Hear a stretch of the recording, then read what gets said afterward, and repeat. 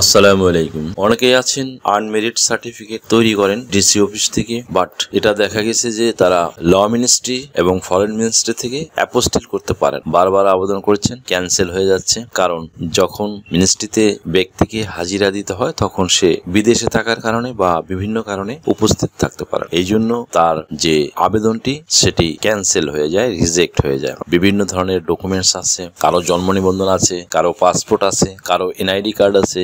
এগুলো ল মিনিস্ট্রি এবং foreign ministry থেকে অ্যাপোস্টিল করতে গেলে আবেদন করেন বারবার, কিন্তু রিজেক্ট হয়ে যায়, এটা অ্যাপ্রুভ হয় না। অনেকের প্রয়োজন হয় ম্যানুয়ালি অ্যাটাস্টেশনের, কিন্তু বর্তমানে তো সব অনলাইন বেস হয়ে যাওয়ার কারণে ম্যানুয়াল যে অ্যাটাস্টেশন সেটা এখন বন্ধ রয়েছে। তারপরও অনেকের প্রয়োজন হয়। এসব বিষয়ে যদি কোনো কারো সমস্যা হয়ে থাকে বা সমস্যায় পড়ে থাকেন বা কারো এই জাতীয় ডকুমেন্টস অ্যাপোস্টিল করার প্রয়োজন পড়ে, তাহলে যোগাযোগ করতে পারেন স্ক্রিনে দেওয়া নাম্বারে।